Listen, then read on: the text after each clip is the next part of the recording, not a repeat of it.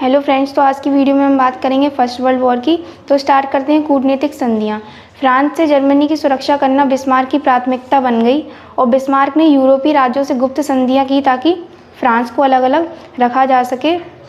परिणाम स्वरूप Germany, Italy और ऑस्ट्रिया के बीच गुप्त संधि हुई और तो दूसरी तरफ इसके जवाब में इंग्लैंड, रूस और फ्रांस का भी एक गुट बना जिसने कि सैन्यवाद को बढ़ावा दिया। अब बात करते हैं सैन्यवाद की। तो यूरोपीय राज्यों ने अनिवार्य सैनिक सेवा लागू कर शस्त्रीकरण पर बल दिया।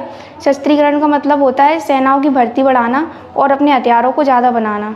तो उन्होंने उस पर बल दिया। फिर उसी तरफ उन राष्ट्रों में अंतर्राष्ट्रीय समस्याओं का समाधान सेनाओं के माध्यम से करना चाहा, जिससे कि आपसी संबंधों में तनाव बढ़ा। अब बात करते हैं उग्र राष्ट्रवाद की।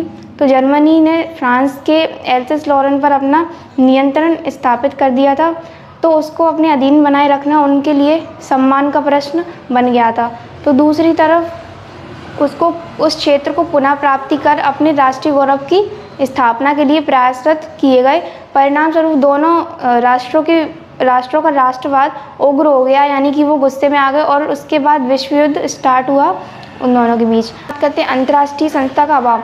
तो वियना व्यवस्था के पश्चात ऐसी कोई व्यवस्था नहीं थी जिससे यूरोप की शक्तियों पर नियंत्रण किया जा सके और शांति स्थापित की जा सके। फिर उसके बाद सभी राष्ट्रों के बीच में तनाव बढ़ गया और सब अपने आप को बहुत शक्तिशाली समझने लगे।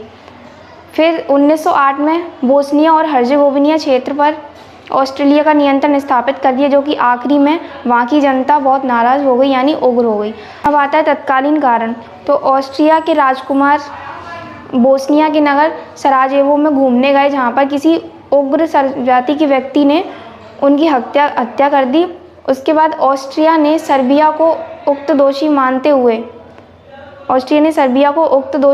हुए उसको दंडित करने की बात कही, यानी कि उसको सज़ा देने की बात कही, जिससे कि ऑस्ट्रिया और सर्बिया के बीच युद्ध हुआ और उनके बीच में संघर्ष बढ़ा।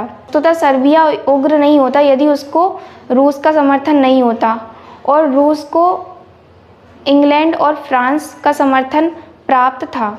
तो दूसरी तरफ ऑस्ट्रेलिया को जर्मनी, इटली और तुर्की का समर्थन प्राप्त था। कहते हैं आर्थिक परिणाम की।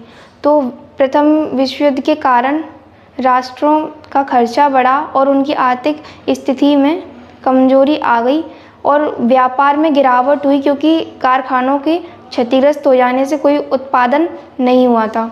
उसके बाद युद्ध के कारण यूरोपीय राज्यों का युद्ध खर्चा बढ़ा, जिससे ऋण को चुकाने के लिए उनको नवीन मुद्रा छापनी पड़ी और उस मुद्रा का मूल्य भी बढ़ा हुआ था।